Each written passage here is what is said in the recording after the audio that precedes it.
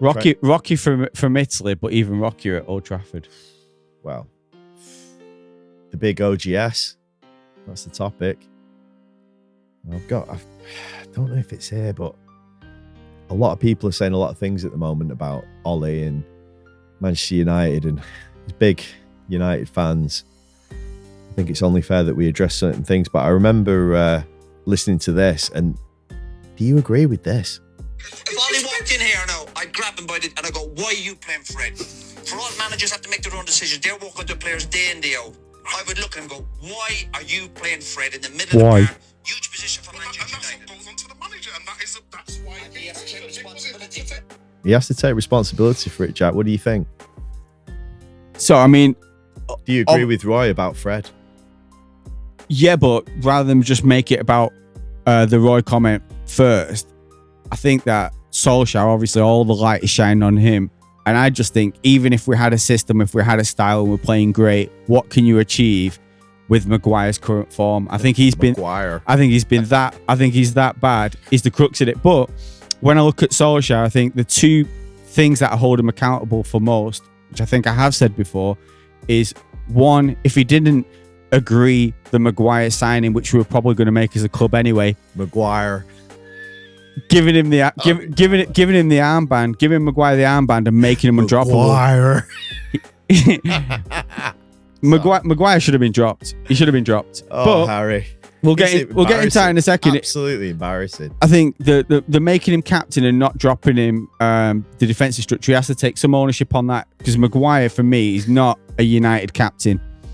The second thing is not addressing the defensive midfield area of the pitch.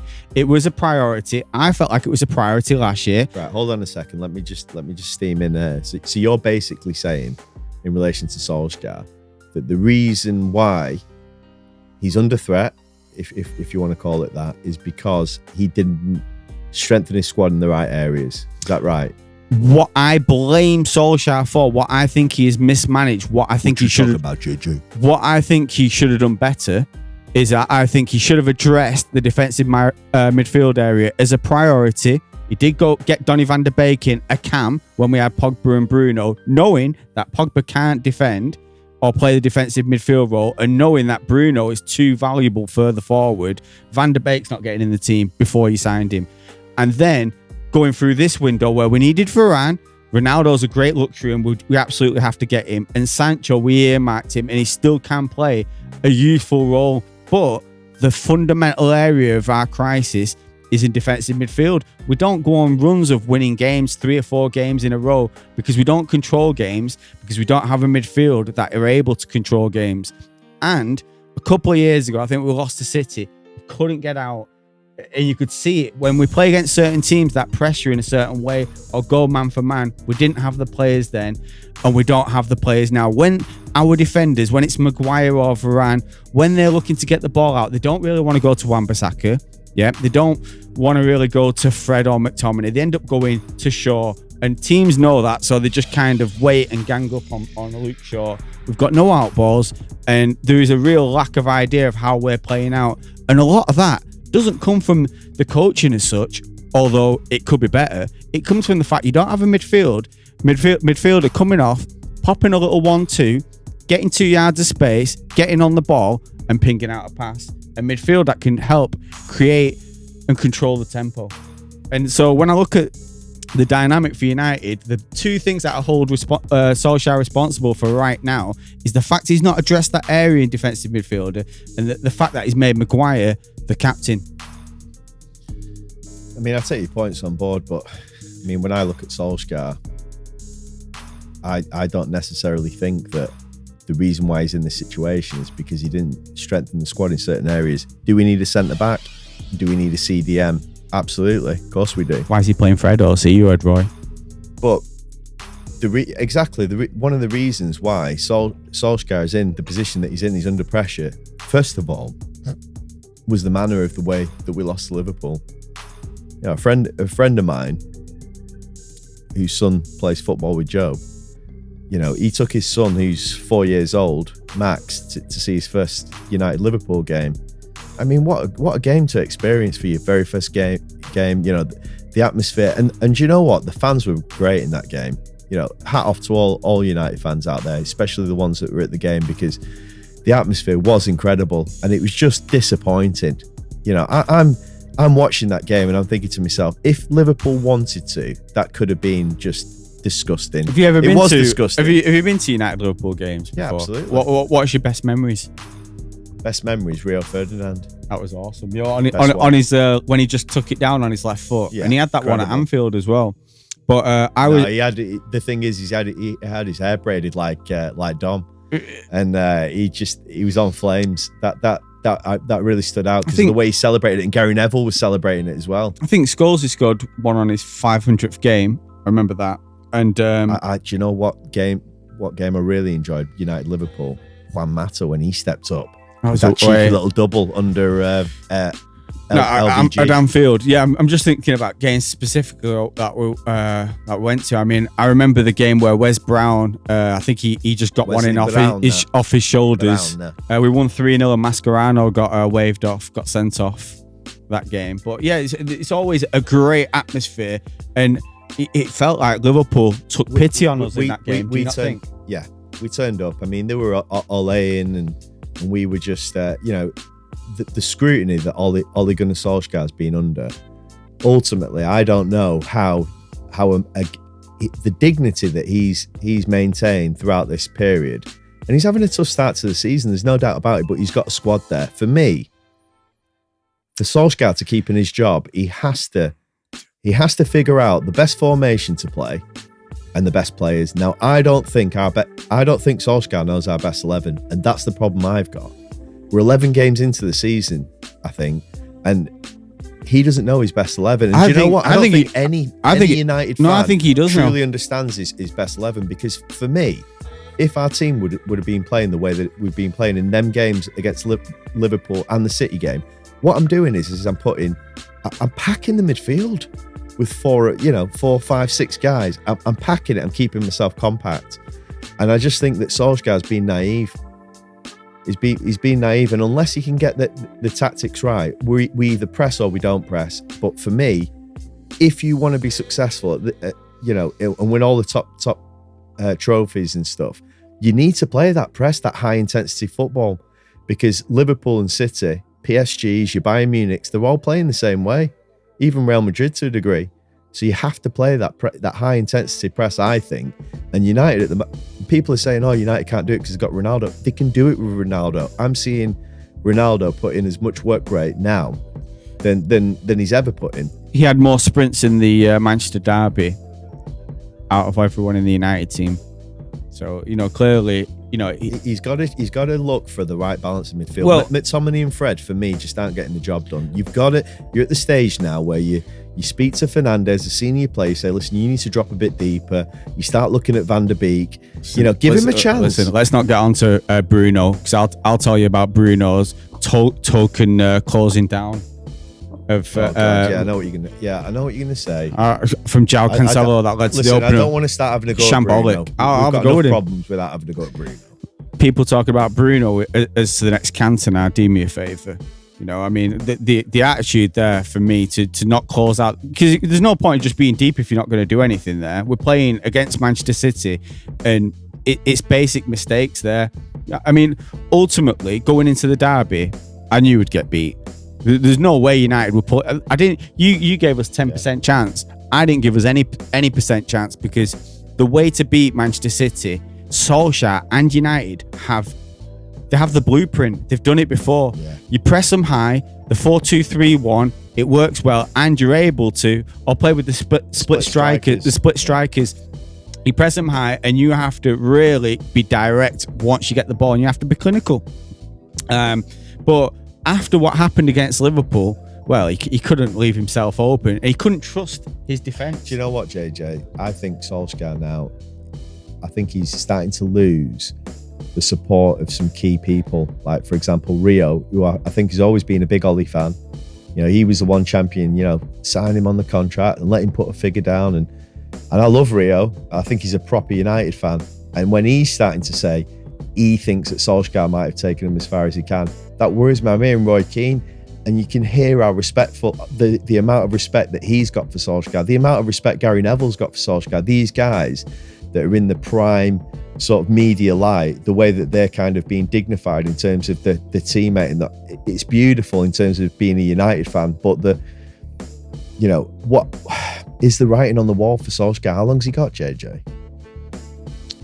It's just, is he getting till Christmas? Is he getting till the end of the season? Because Manchester Evening News have recently just written saying that apparently the decision's being made to get rid of him, and that they're already looking at contingency plans. And I think you mentioned Brendan Rodgers. So I thought the Manchester derby was the last dance. I felt like yeah, you did actually. I felt like it was his last opportunity, and the reason I felt like it was the last dance is because given the form of our defenders and the way we played, he had to go with the 5 at the back. But the 5 at the back just meant they were going to have more possession, and it was just a matter of time before they'd get the goal. Unless we'd pull off something that you didn't expect, which was a great defensive performance, and maybe we nick something and nick a draw, but I just couldn't see it. I didn't even give us 10%. I thought it was a 97% chance. And then when Bailly slices the ball in his own net, what was he thinking? But do we even blame Bailly first, or do we blame our leader? Because Bailly looks like a defender. He actually makes tackles. He's just a bit reckless at times. Do you know what we need in them? Do you know what? It's difficult watching United when you're an Italy fan, because we've just had years and years of these top defenders. And growing up, people used to say to me all the time, "Oh yeah, Rio Ferdinand, great players. All these defenders, great players." But when you see Baresi man-mark a guy who just stops him getting the ball, Cannavaro intercepts him pass after passes, and then you see how poor our defence has been this season. I want to talk about leadership.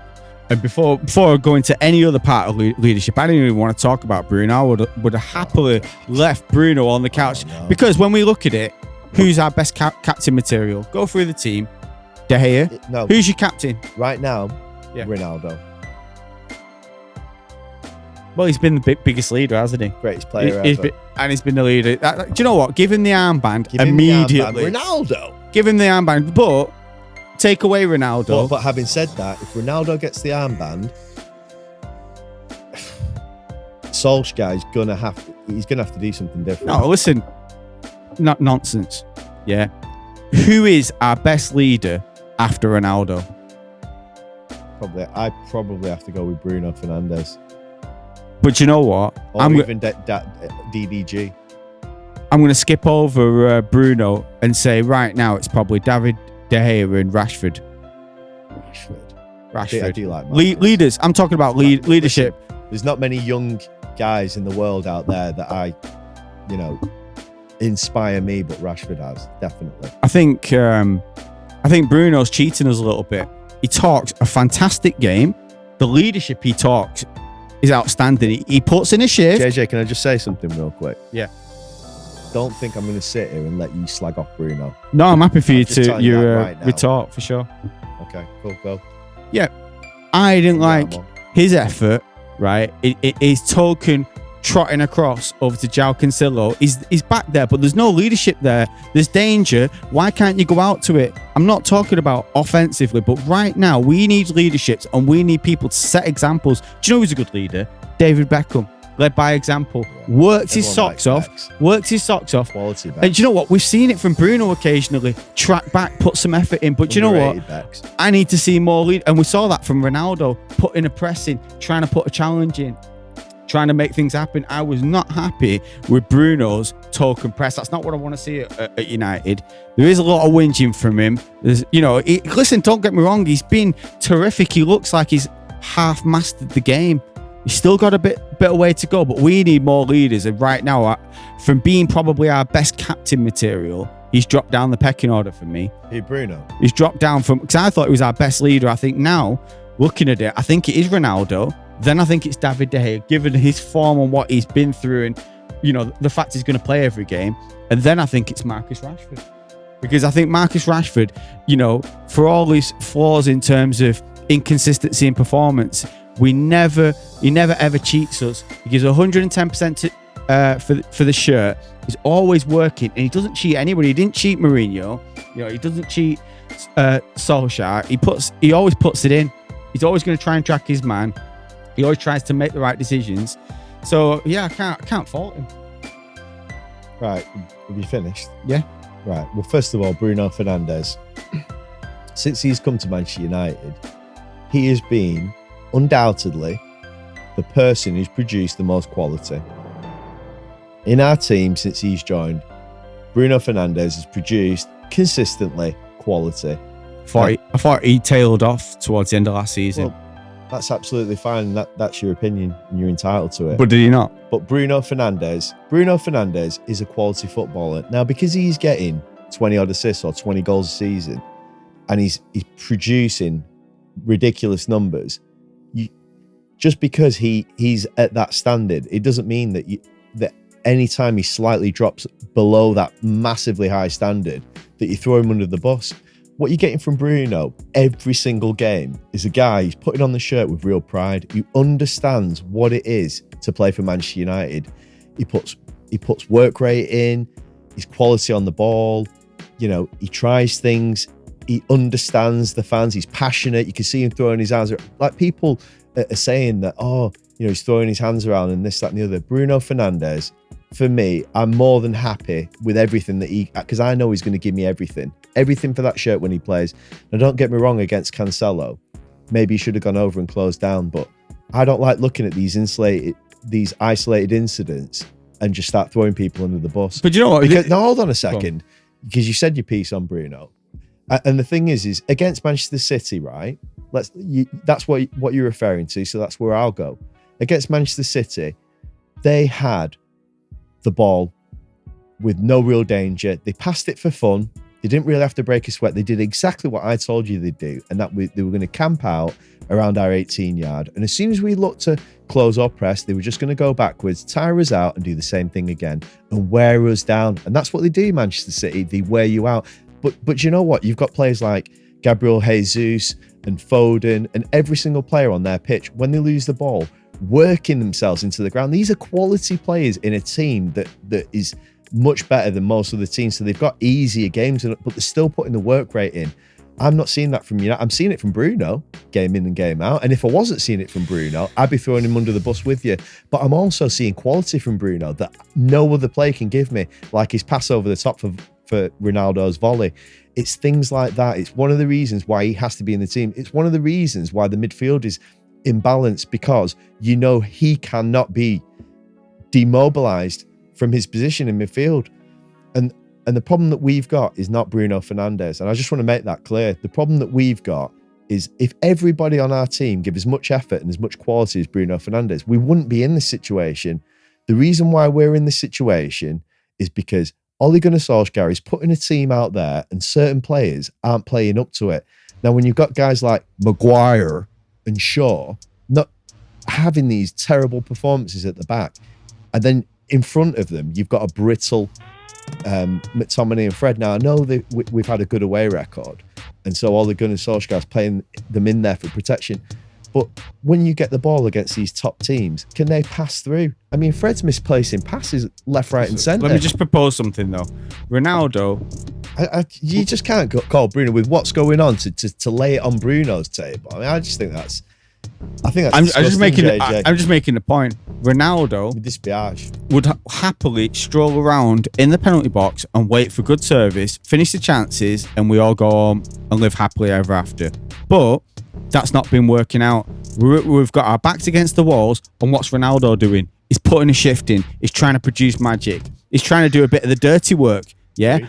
And all I'm saying is this isn't the time for him to play the false nine and stay up top. Now, we need you to dig in against this City team so that we don't lose our shape, so we have a chance to win. We're playing a 5-3-2. It's hard enough as it is.